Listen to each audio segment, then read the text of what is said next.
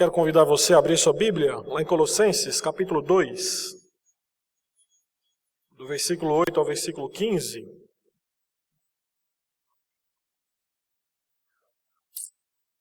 Carta de Paulo aos Colossenses, capítulo 2, do versículo 8 ao versículo 15.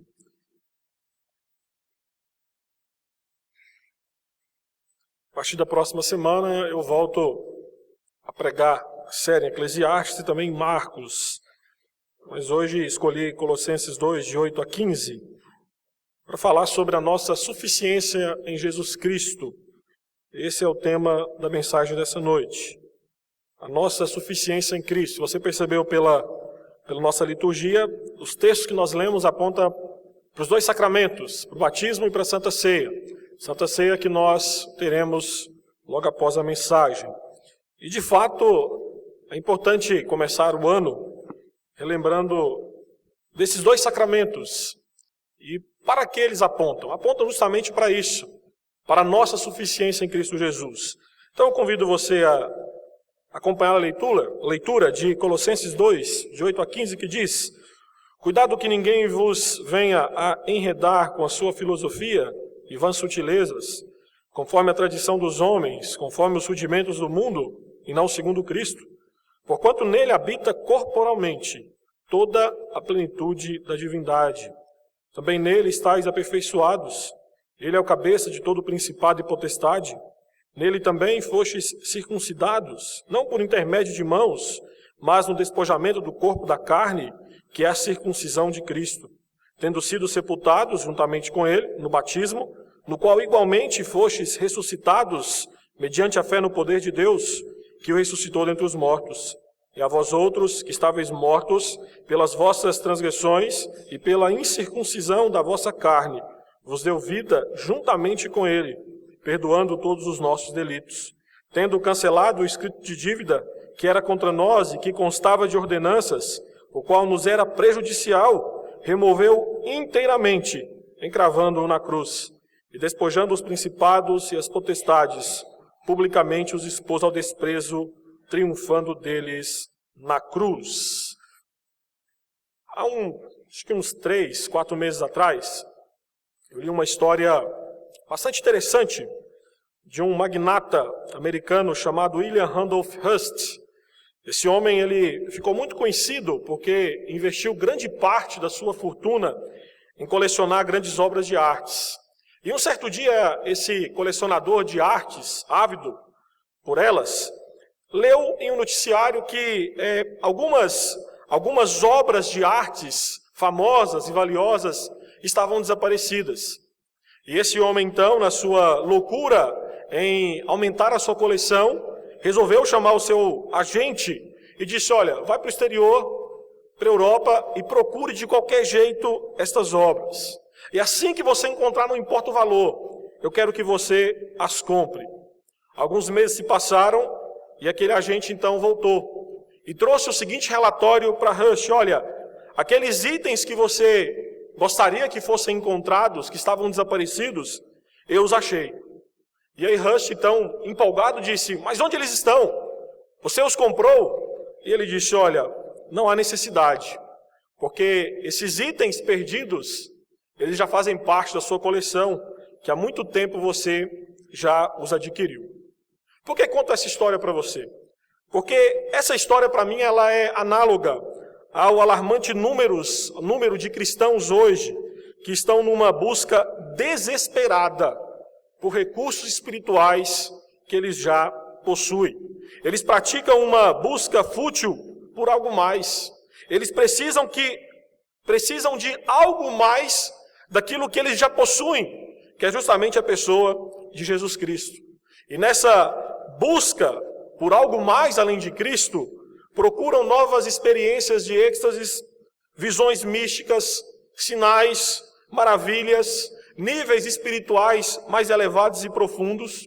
Só que entenda que o problema é que ao buscar algo mais do que Cristo, essas pessoas acabam aderindo a rosas ungidas, lenço abençoado pelo apóstolo que sobe um monte, campanha do sal grosso, sessão do descarrego e por aí vai.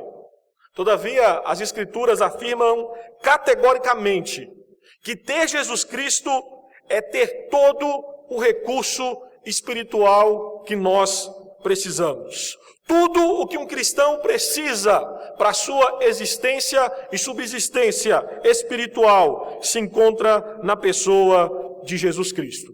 E em vez de tentarmos acrescentar algo a Cristo, nós devemos simplesmente aprender a usar os recursos que já possuímos nele. E dentro destes recursos, ou obra de arte da salvação que já possuímos, nós temos os sacramentos. Os sacramentos são pregações visíveis que declaram que tudo o que precisamos para a nossa vida espiritual, nós já possuímos em Cristo Jesus. Os sacramentos são ações instituídas pelo próprio Cristo, na qual os sinais percebidos pelos sentidos mostram-nos a graça de Deus em Cristo e as suas bênçãos de sua aliança. As Escrituras nos mostram, e nós lemos na liturgia nessa noite, e a nossa confissão também, no capítulo de número 27, seção 4, são apenas dois: o batismo e a Santa Ceia. Esses dois sacramentos, batismo e Santa Ceia, afirmam e atestam para o cristão a sua total suficiência em Jesus Cristo. E falar em suficiência é falar da carta de Paulo aos Colossenses. Para mostrar a suficiência em Cristo, é que Paulo escreveu a carta à igreja que residia na cidade de Colossos. A igreja de Colossos estava sendo atacada por uma heresia que era uma mistura de ensinos judaicos e helenísticos, chegando a ser uma forma antiga de gnosticismo que negava a suficiência em Cristo. O gnosticismo tem como premissa maior a ideia de que a matéria é má e o espírito é bom. Todavia, para o gnosticismo, através da iluminação intelectual e espiritual, o homem pode liberar uma faísca de divindade existente dentro dele. Assim, os gnósticos criam que possuía um nível espiritual ou um nível de conhecimento espiritual muito mais elevado do que o crente comum daquela igreja, e que esse conhecimento secreto era a chave para a verdadeira iluminação espiritual.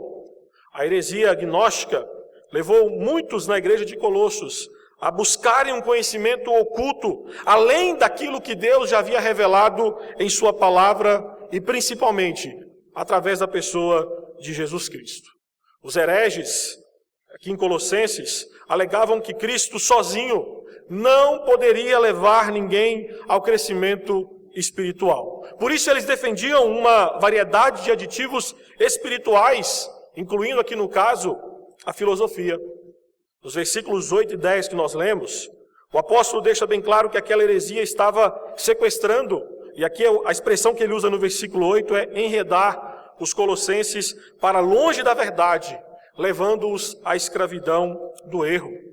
Para o apóstolo, os colossenses estavam abandonando a verdade bíblica pelos rudimentos do mundo. Isso significa, literalmente, que eles estavam abandonando a revelação bíblica em favor de um tipo de instrução que se dá a uma criança. Paulo, nos versículos 9 a 10, afirma então que a suficiência do cristão em Cristo vem do fato de Cristo ser Deus. E tudo o que um cristão precisa, ele encontra na pessoa, na vida e na obra de Jesus Cristo. Tudo o que Cristo nos ensinou e deixou para o cristão é suficiente, não sendo necessário nenhum acréscimo humano. E é por isso então que dos versículos 11 a 15, Paulo vai então descrever em que se fundamenta a completa suficiência em Cristo do cristão. Eu chamo a sua atenção para os versículos 11 e 12, que Paulo nos mostra que a nossa suficiência em Cristo se fundamenta em uma completa mudança de vida. Esse é o primeiro ponto. A nossa suficiência em Cristo se fundamenta em uma completa mudança de vida. Isso porque para os falsos mestres na igreja de Colossenses, o cristão se tornaria mais espiritual se passasse pelo rito judaico da circuncisão. Era um legalismo misturado com misticismo, em que para eles a circuncisão era um rito mágico que consistia em dar mais poder espiritual aos cristãos. Os falsos mestres que estavam naquela igreja negavam a suficiência em Cristo ao ensinar que a circuncisão era por si só um veículo de graça, conferindo assim ao cristão uma bênção que a simples fé em Cristo nunca poderia lhe dar. Segundo estes falsos mestres, a circuncisão física era por si mesmo suficiente para tornar o homem justo perante Deus. Paulo, mesmo sendo circuncidado por ser judeu de nascimento, se opõe a este ensino, mostrando que o cristão não precisa ser fisicamente circuncidado, pois já foi espiritualmente circuncidado por meio de sua identificação com Jesus Cristo.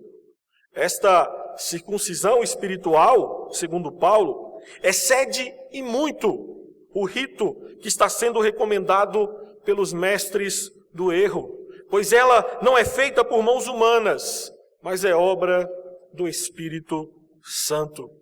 É por isso que a nossa confissão de fé, no capítulo 17, seção 3, falando sobre os sacramentos, afirma que a eficácia de um sacramento não depende da piedade ou intenção de quem o administra, mas da obra do Espírito Santo.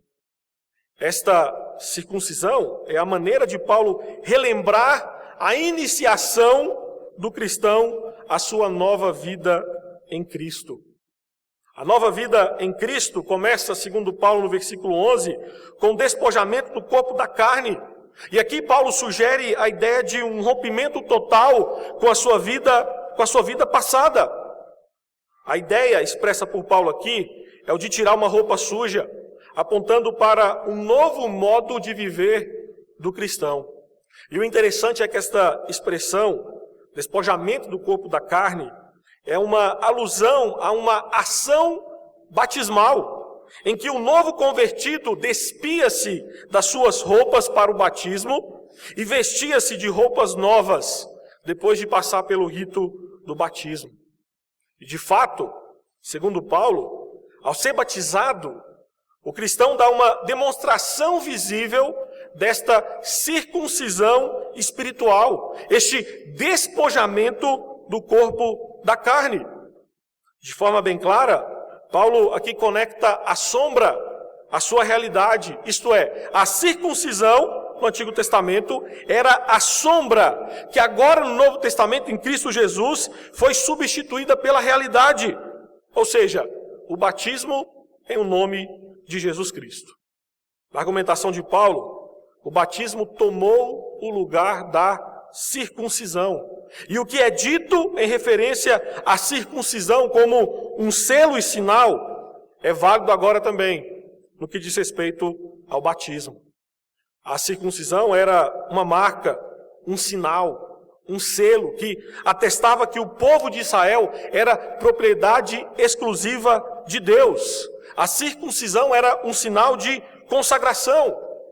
E no texto de Colossenses, o batismo é especificamente um sinal e selo de que o cristão foi sepultado e ressuscitado com Cristo.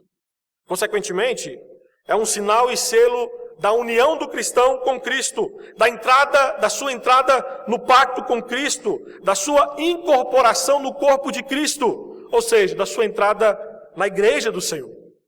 A nossa confissão de fé, capítulo 27, seção 1, diz que o batismo é um sinal visível para diferenciar entre os que pertencem à igreja e o restante do mundo. O batismo com água é a imagem dessa experiência espiritual. O batismo é um sinal, é um selo que marca uma mudança de vida. E esta mudança de vida se dá pelo batismo mediante a fé em Cristo, isto é, uma identificação com a morte e ressurreição de Jesus Cristo. Identificação significa que tudo aquilo que aconteceu com Cristo também aconteceu conosco. Quando ele morreu, nós morremos com ele. Quando ele ressuscitou, nós ressuscitamos com ele e deixamos para trás a velha vida de pecado. O batismo é um sinal de que a pessoa batizada não faz mais parte do império das trevas, como nós cantamos nessa noite. Para Paulo, no batismo, uma pessoa é libertada da tirania da carne e colocada debaixo da soberania de Cristo Jesus. O batismo representa uma transposição de império, uma transposição do reino do homem rebelde, do reino dos pecadores escravizados ao diabo, para dentro do reino do Senhor Jesus Cristo. Por isso que receber o sinal do batismo com fé assegura às pessoas batizadas que a dádiva de Deus, de uma nova vida em Cristo, é lhes dada livremente.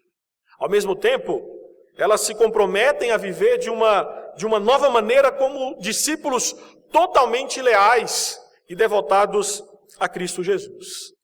O batismo, na argumentação de Paulo, significa uma linha divisória na vida humana, porque significa um despojar da carne para uma nova vida em Jesus Cristo. É isso que significa o batismo. O batismo é simplesmente algo inventado pela igreja. Não é simplesmente algo onde você vê o pastor derramar a água sobre a cabeça de uma pessoa. Não. Isso é apenas um sinal daquilo que já aconteceu interiormente no coração de quem recebe e passa por este rito. E Paulo deixa bem claro, é mediante a fé. O texto segue nos versículos 13 a 15, e eu chamo a sua atenção para o segundo ponto.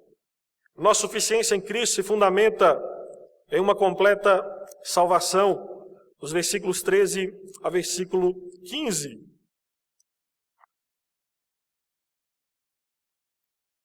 Para os falsos mestres que estavam atacando essa igreja, a igreja de Colossos, o legalismo através da observância de ritos e o misticismo, como já foi falado, eram acréscimos necessários para garantir a salvação do homem.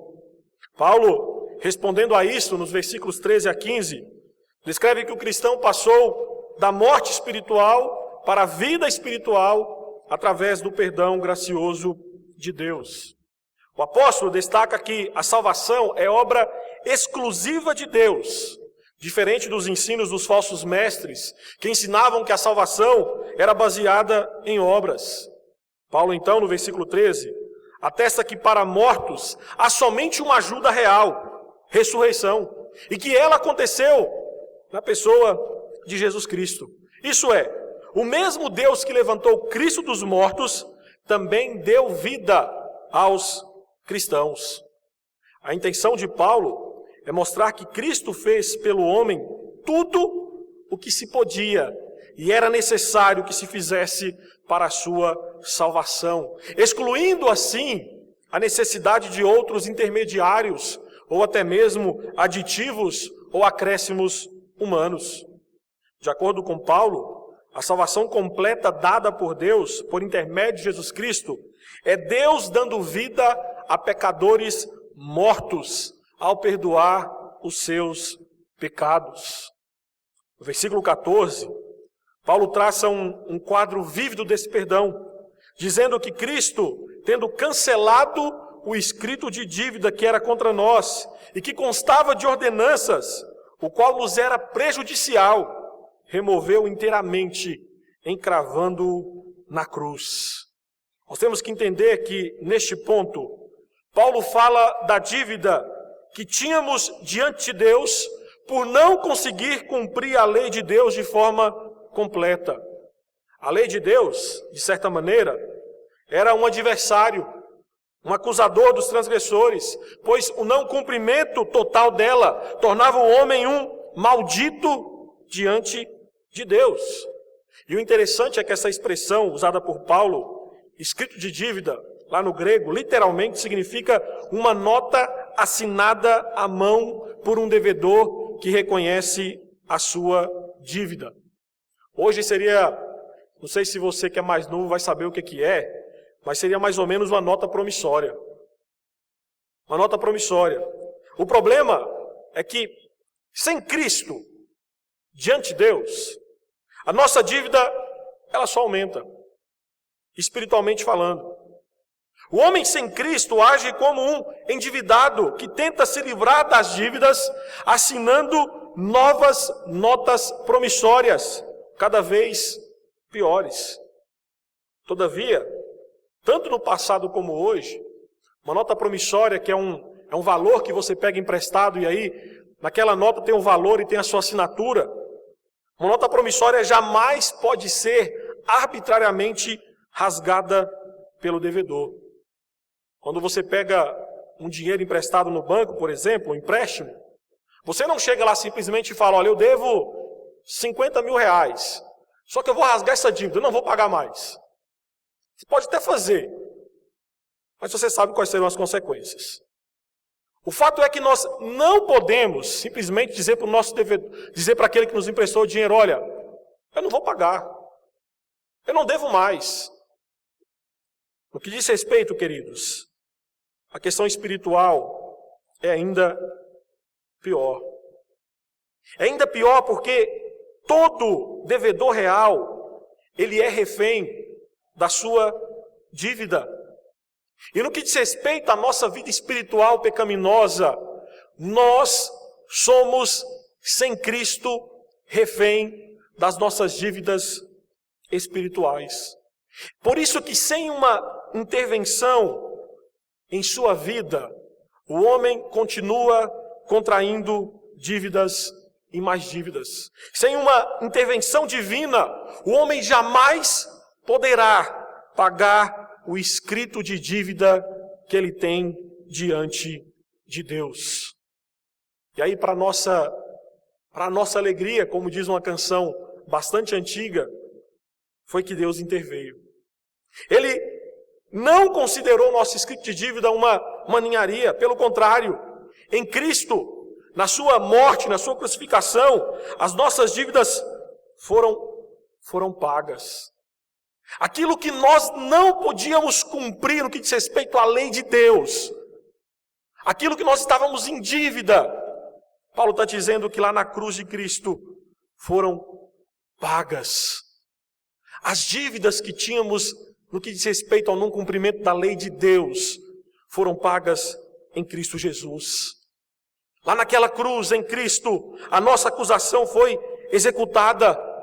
Naquela cruz, em Cristo, a nossa acusação foi crucificada. E naqueles dias, quando alguém era crucificado, a lista de seus crimes era sempre pregada à cruz, exatamente acima da sua cabeça. Sua morte era o pagamento por aqueles crimes descritos acima da sua cabeça. Os crimes que pregaram Jesus naquela cruz não foram os dele, mas foram os nossos. Foram os nossos crimes que foram colocados naquela cruz sobre a cabeça de Jesus Cristo.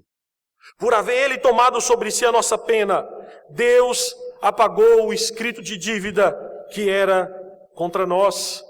E no versículo 15, Paulo fala que na cruz, Cristo não apenas pagou a nossa dívida, como também triunfou sobre as forças do mal, nos concedendo assim a vitória contra o próprio maligno. A imagem usada por Paulo no versículo 15 é fantástica. No grego aponta para a ideia de um general romano, que quando ele obtinha o triunfo e entrava vitoriosamente com seu exército pelas ruas de Roma, seguido pelo cortejo dos reis derrotados. Paulo pensa em Jesus como um conquistador triunfal que leva a cabo uma vitória cósmica. Na sua morte e na sua ressurreição, os poderes do mal sofreram um golpe definitivo e que todos agora podem contemplar. E neste ponto, nós somos levados a olhar, a lembrar para aquilo que se coloca diante de nós, que é a ceia do Senhor. Como já foi citado na liturgia, o pão e o vinho da ceia nos obrigam a olhar de volta para a cruz de Cristo e lembrar com gratidão do que ali ele sofreu e realizou. A confissão de fé, capítulo 27, novamente, seção 1, afirma que os sacramentos, o batismo e a Santa Ceia, são santos sinais e selos do pacto da graça, imediatamente instituídos por Deus para representar Cristo e os seus benefícios. A ceia do Senhor é um santo sinal que nos faz lembrar da morte, do sofrimento, do sangue vertido na cruz, do escrito de dívida pago, do triunfo de Cristo sobre os principados e potestades. A ceia confirma que a nossa salvação em Cristo é completa, pois éramos pessoas endividadas com o soberano Senhor do universo e estávamos debaixo da ira desse Senhor soberano do universo. Mas que Jesus Cristo tomou esse escrito de dívida que estava contra nós e removeu inteiramente, encravando na cruz. Aquilo que nos impedia de ter comunhão com Deus, aquilo que nos impedia de podermos participar da mesa do Senhor, a nossa dívida foi paga na cruz de Cristo. E por isso hoje, eu e você, como igreja do Senhor, podemos e devemos celebrar e nos lembrar disto através da bênção de participarmos da mesa do Senhor, da Santa Ceia. É isso que Paulo nos faz pensar a respeito deste texto. Há dois sacramentos que apontam para a nossa suficiência em Cristo Jesus. E eu sei que em 2017 nós iremos 2 vezes ao mês ter esse sacramento diante de nós. E é bem provável que pelo menos umas 2 vezes no ano, ou mais, nós teremos o sacramento do batismo sendo realizado nessa igreja. E eu gostaria, a primeira mensagem do ano que trago para você, é que trazer 3 aplicações a respeito dos sacramentos. Porque é algo que faz parte da nossa rotina como igreja. Ter a Santa Ceia 2 vezes ao mês e ter o batismo sendo administrado por um pastor. Eu trago 3 aplicações a partir desse texto. Primeiro, nunca se esqueça que os sacramentos são sinais da nossa suficiência em Cristo. Os sacramentos simbolizam o todo da nossa vida cristã. O batismo simboliza a nossa entrada no pacto e salvação de Deus e a forma como nós entramos. Já a ceia do Senhor simboliza a nossa vida dentro desse pacto, à medida que desfrutamos e vivemos a salvação que Cristo nos deu graciosamente. Não há nenhuma necessidade ou lugar, portanto, para outros sacramentos, pois não há mais nada para simbolizar. O retrato mais exuberante sobre os sacramentos, batismo e Santa Ceia, é que eles apontam aspectos da nossa vida cristã, bem como dão um testemunho unificado da obra de Cristo. Juntos, os sacramentos, eles dizem que tudo o que temos é Cristo, e que sem Ele não somos nada e não temos nada. Os sacramentos simbolizam que o sacrifício de Cristo é tudo para nós. Tudo que era necessário para a nossa salvação foi feito por Cristo. Os sacramentos, o batismo e Santa Ceia atestam que em Cristo temos tudo o que é necessário para a nossa salvação. Por isso digo para você, não precisa fazer campanha. Não precisa comprar o lenço ungido do Benihim. Não precisa. Não precisa. Cristo é suficiente. E o batismo na Santa Ceia aponta para essa realidade. O que você precisa está em Jesus Cristo. E se Cristo não te satisfaz, como nós cantamos nessa noite, eu quero te falar que nada neste mundo é capaz de satisfazer a sua alma. Nada. Segunda aplicação, nunca se esqueça que os sacramentos são sinais da obra graciosa de Deus. Os sacramentos são conhecidos pelas igrejas protestantes tradicionais como sacramentos do Evangelho, pois dramatizam as verdades centrais das boas novas. Também são conhecidos por sacramentos da graça, pois apresentam de modo visível a graciosa iniciativa salvadora de Deus. Tanto o batismo quanto a ceia destacam que o movimento primário é de Deus para o homem, e não do homem para Deus. As Escrituras nos mostram que quem deu, quem instituiu, quem instruiu como deveria ser administrado esses sacramentos, não foram os homens. Foi justamente a pessoa de Deus em Cristo. Por isso que nós não batizamos a nós mesmos. Eu não conheço ninguém que disse, olha, eu me batizei. Como assim? Não, eu peguei a água, joguei sobre mim e disse, te batizo no nome do Pai, do Filho e do Espírito Santo. Não pode. Nós não podemos fazer isso. Nós temos que entender que, na verdade, nós nos submetemos ao batismo. É uma ação que é feita em nós. E essa ação simboliza a obra salvadora de Cristo Jesus. Na ceia do Senhor, de igual modo, nós não administramos para nós mesmos elementos, o cálice e o pão. Não. Eles nos são dados. Nós simplesmente os recebemos.